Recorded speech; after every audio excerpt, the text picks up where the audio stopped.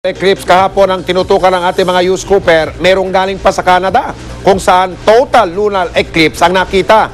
Yan at iba pang mga nakalap ng ating mga News Cooper sa pagtutok ni Josh Villanueva. Kitang-kita sa mga litrato ni News Cooper Victor Andal ang pagtakip ng anino ng Earth sa buwan. Nataong night shift daw siya sa trabaho sa Calgary, Canada, kaya naabangan niya ang lunar eclipse kahit pasado hating gabi na. Isa ang Canada sa mga nakasaksi ng total lunar eclipse. Sa Pilipinas naman, partial lunar eclipse lang ang nasilayan. Pero inabangan pa rin ito ni News Cooper Kyle Bontorostro. Kwento niya, sumadya pa siya sa isang lugar sa Pasay para mas maganda ang kuha niya sa buwan. Nakaaliw naman ang isang grupong nangaroling sa Santa Mesa, Maynila nitong Lunes. Ang xylophone, yari lang sa mga boteng nilagyan ng tubig. Isang bulag naman ang nagka-harp. Ayon kay News Cooper Eleng Inocentes, marami naman ang naaliw sa mga nanood at nagbigay ng pamasko.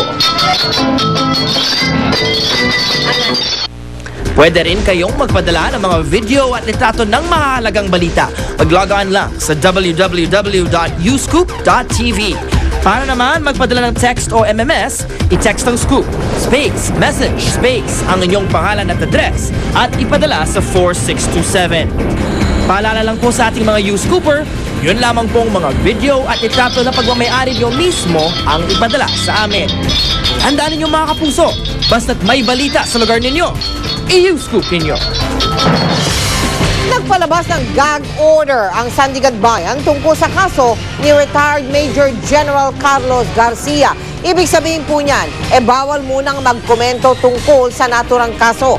Nakahanda pa naman kanina mga taga-ombudsman na magkomento sa mga pambabatikos sa kanila matapos nilang pumasok sa isang plea bargain agreement kay Garcia sa kasong plunder.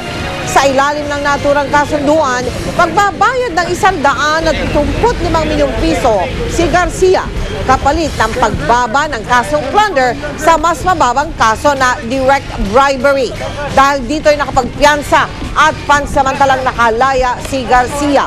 Ang sabi ng mga taga-ombudsman, unfair o hindi daw pata sa mga kritisismo laban sa kanila. Mismong ang Malacanang naman tumutol sa nasabing kasunduan. This is not a decision that we're happy with. If the gag order requires us to be quiet about it, then we would comply with any court requirements. Baka nuclear bomb naman ang dadagok sa akin pag nagsalita ako. Okay. Kaya okay lang, you will take everything. Oh, for the country. There is a time for everything. Chika Minute! Very proud ang Glee star na si Darren Criss sa pagkakaroon niya ng dugong Pinoy. At ngayong nasa Pilipinas siya, hindi raw niya palalampasin ang pagkain ng Pinoy food. Kabilang ang balot. Yan ang chika ni Lars Santiago. 3 taon na ang nakakaraan nang huling umuwi sa Pilipinas si Darren Criss para dumalo sa kasal ng isa niyang pinsan. Nang bumalik siya sa bansa kahapon para magtanghal sa Ayala Malls, isa na siyang sikat na Hollywood celebrity, lalo pat may malaking papel siyang ginagampanan sa bagong season ng international TV show na Glee. Natutuwa raw siya sa suportang ibinibigay sa kanya ng mga tagahanga, lalo na ang mga Pinoy. The Filipino community is notoriously wonderful to those who have any Filipino blood in the entertainment industry, between, Charisse and Lea Salonga and sort of those big players, who are, really Filipino.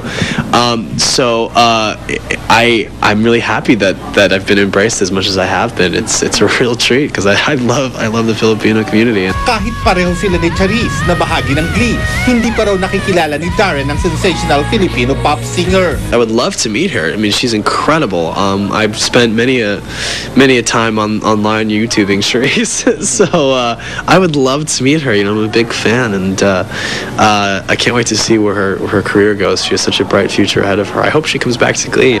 Sa itsura ni Darren, kahit Pinay ang kanyang ina, halos hindi mabaka sa kanya ang Pinoy looks. Mas nakuha niya ang Irish looks ng kanyang ama. Pero sa itsura lang daw siya hindi mukhang Pinoy dahil pagdating sa panlasa, Pinoy na Pinoy siya. First thing I said when I landed, I was like, I need some lumpia and some pancit, and because I'm a singer, I really enjoy drinking warm calamansi. It's really good for your throat. Pandesal, and I still, because I came here this morning, I slept through it, but my goal right now is to get some lumpia, and then tomorrow morning I need some, tocino, balut. It's delicious. Bukas ng gabi ay babalik na sa California si Darren para makasama ang kanyang pamilya sa Pasko. Ang 2011 ay magiging very busy year para sa kanya. I was already in the works of making a full studio album, and that as soon as Glee happened, I had to put that aside for a little bit. So we'll see what kind of time I have for that. We'll see what other projects come up, whether film projects come up. But there'll be the Glee tour, and then hopefully, and maybe a tour of my own if I do finish doing a record. Lars Santiago, updated sa Showbiz Happening. Sa pagbabalik ng Chika Minutes, silipin ang tinaguriang Wedding of the Decade. Ang kasal ni Ogie Alcacid at Regine Velasquez. Mamaya na yan. Susunod! Spider-Man sa isang Broadway musical, sugatan ng maaksidente sa stunt. Ang mga empleyado sa Manila City Hall, hindi pa raw natatanggap ang 10,000 pisong bonus. At ang mga exclusive na kuha sa kasalang Ogie Alcacid at Regine Velasquez. Tutukan lahat ng yan dito sa 24 oras. Ayan po naman ay bahagi ng animated Christmas display sa Green Hills Shopping Center. Naku, dinudumog po yan ngayon ng mga namamasyal. Maya-maya ng konti, aakyat si Santa Claus dyan sa chimney.